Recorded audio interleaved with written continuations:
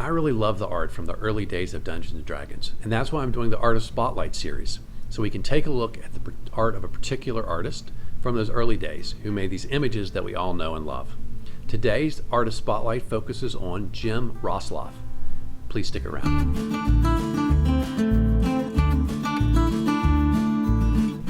I'm AZ Mountaineer, and this is our channel, Old School Rules, where we celebrate the community of old school gamers and grognards who like classic RPGs, miniatures, magazines, and everything that goes with it. On the Artist Spotlight series, we take a look at the art from a particular artist from that golden era of Dungeons and Dragons, from the mid-70s to the late 80s. This week I'm looking at the art of Jim Roslof, and I hope you'll enjoy the video.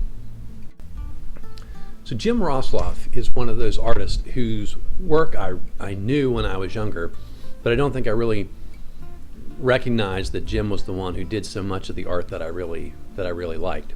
So it's a real pleasure to look at some of his art today and give him the recognition he deserves. I'll put a card up here for a video I did on the top 10 artists of TSR, and in my rankings he comes in at number 4 from that golden era of Dungeons and Dragons. Jim's work is fantastic, and we see it in a couple of places, primarily in the catalog, right? He comes along at a time when the original 3 books have been done, but he's right there for Deities and Demigods. He does a lot of illustrations for that, including a couple of pantheons, large pantheons he does largely by himself.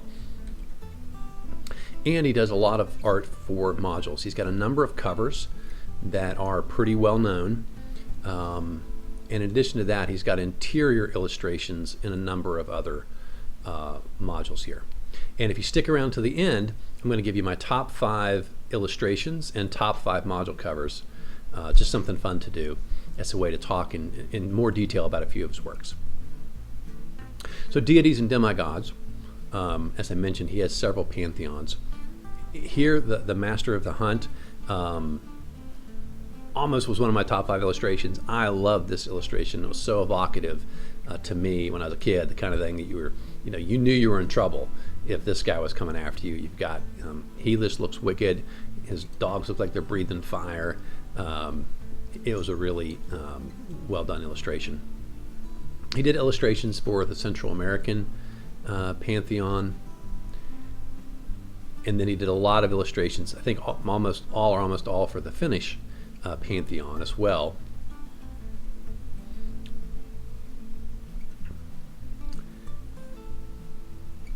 And then he also did the Greek pantheon, Zeus, Ares, a bunch of people and entities from Greek legend. Hades here with the horn. You've got Hercules, Mercury. So many really good drawings, and I don't know, the Greek was one that I knew a lot as a kid, so I think I looked at that probably a lot. That one, the Egyptian pantheon in particular. Here obviously we've got Neptune, Athena.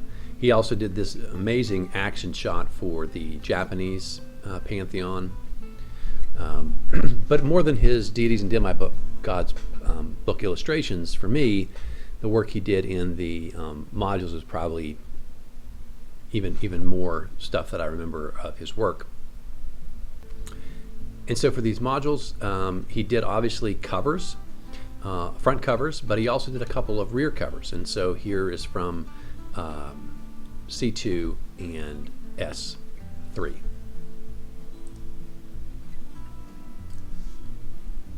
And then he did interior illustrations, as I said before. These are from A4 from the Slavers series.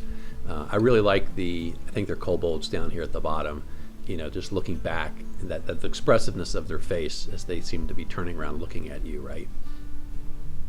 And several other interesting ones. Those are some interesting modules, and A4 in particular, right? Just so much of it is in this underground world.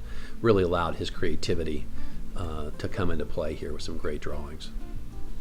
Then in C2, it's probably not his best work, but I really love the bugbear up here at the top and the mace, and I just think that the explosion of point of contact, sort of the comic book bang as it hits the back of this guy's head, is just really well done. I've always loved that image.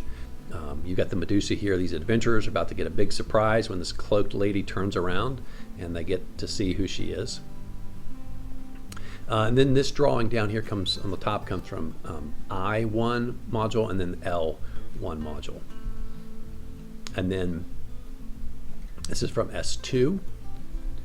And now we're going to take a look at the top 5, for me, top 5 favorite illustrations.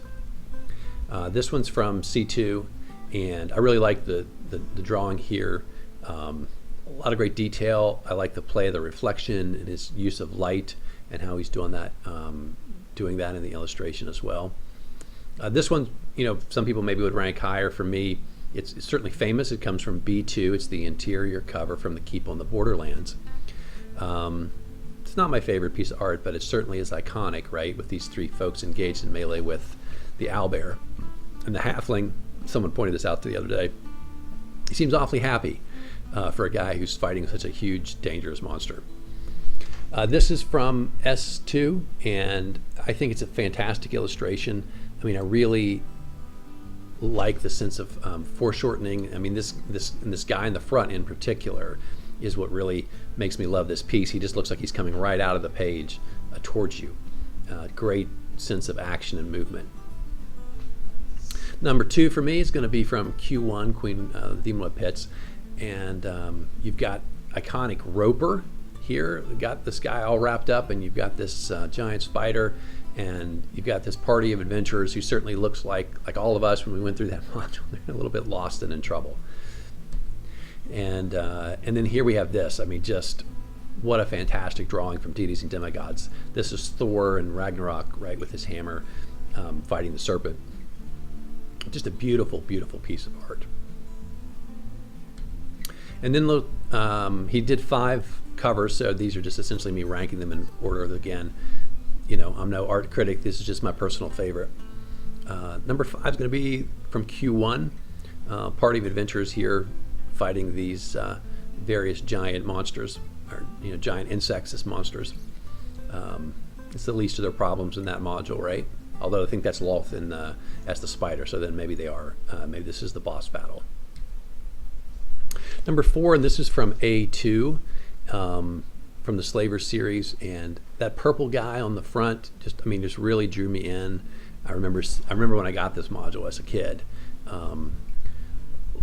Maybe for you, certainly for me, the cover art really sold those modules to me. I didn't know what was going to be in there. I didn't read reviews, right? I just went to the store and looked at the rack, looked at the cover art, maybe the title, and that's what really made my decision about what module I wanted to try and buy that day. And this one, again, I think is just the cover is fantastic. C2, this one's, again, a real favorite of mine among all TSR artists. This smoky monster in the front looks super scary. You've got these adventurers, a great use of color.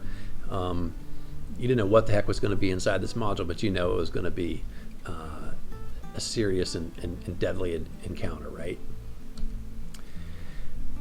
I'm sure other people would always say this has to be number 1, but it's not for me. This is from B2, Keep on the Borderlands. Certainly Jim's best known work, even if you didn't know Jim did it, because Keep on the Borderlands, far and away, right, is the highest publication or circulation of any Dungeons & Dragons product ever. So many of us played this, so many of us love this module, and so for that reason it's got really strong sentimental attachment. But it's not my favorite piece of his art. That's going to be the D1-2 cover when they redid that and re-released that from after the Monochrome series. They redid it, and they asked Jim to do the cover. And if there's one piece of art that I could own from that era, it probably would be this one. I just love the use of color. You've got these fantastic monsters, statue in the background. Back there, you've got a wizard who's got some kind of funky purple stuff coming out of his hands. I just think this art is fantastic. Jim was a really great artist, and I think probably doesn't get his due in terms of, at least maybe in my own experience, being as well known or recognizable in name. But his art certainly, I think, is every bit as well known and appreciated as the work of other folks who were around in that time period. Jim becomes, I think, the art director not soon after, not too long after these pieces are done. and had a really important career there at TSR. So that's my spotlight on Jim Roslof. I hope you enjoyed some of his art that you fondly remember. And if you didn't know that much about Jim, hopefully this inspires you to learn a little bit more about him and his art, because he really is one of my favorites. Until next time, my friends, keep rolling 20s.